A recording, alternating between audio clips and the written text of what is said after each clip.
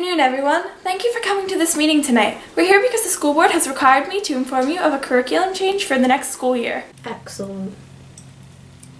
The curriculum we are implementing is based on experiential learning, a philosophy that will allow students opportunities for field trips or possibly even internships. Called it. You got that, Perlman? Write it down, Donald. Is this Naomi's crap pen? It's at least a Toyota.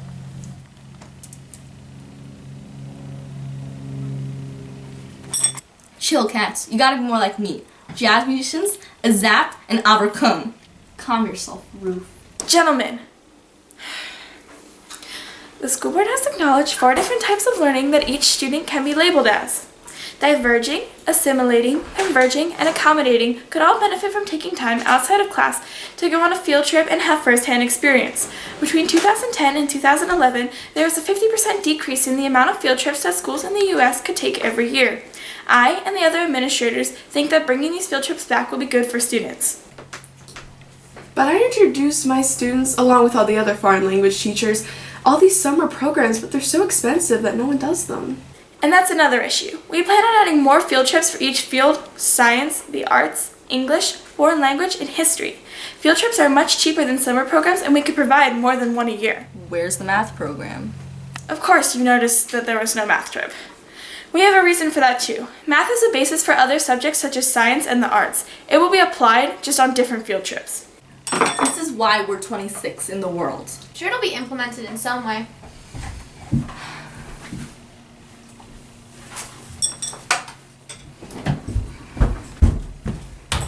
So how's this gonna play out? Before we can talk about how, we have to talk more about the why. Brilliant. Currently, students have become less and less able to develop a divergent way of thinking. We want to encourage students to focus more on particular fields that will help them while providing students a chance to get hands-on experience. This will widen their horizons. We want to use the experiential learning theory, the process where students gain and apply knowledge through the transformation of experience. We believe this experience could only benefit our students. There's so many different trips. How do you plan on making this work? Currently, we plan on having 1 trip per semester for each of the fields. Students can sign up for which one they want to participate in. What about financial aid? Yeah, how much we talking, Prince? Some of the trips will be covered by the PTO, but the average cost for 1 trip per student ranges between $10 and $30, affordable enough for most students to attend. But for those who still cannot afford the field trips, the school's PTO has a fund that can be used to help students who can't afford field trips to get the money they need. However, for some students who qualify, alternative work can be provided to replace their field trip attendance. Okay, so we fixed the price, but I think that we might have a problem with all the students going on the same day. I mean, that's a lot of buses and a lot of students. Well, not all students will go on the same field trips on the same day. Underclassmen will go to their trips at the end of the 2nd and 4th marking periods, while upperclassmen will attend their field trips after the 1st and 3rd marking periods. So what I'm getting at here is, we can schedule whatever field trips we want.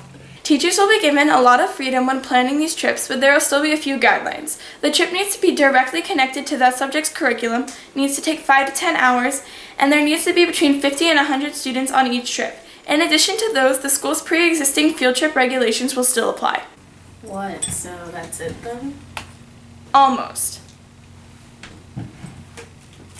So I'd like to address the benefits of experiential learning. We done yet? You want to know why experiential learning is so much better? I'll tell you why. Field trips are shown to increase students' ability to recall information, think critically, and do all these things that you can't do without it. So guess what, Mr. Blake? We get to help disadvantaged students engage in their learning. All right?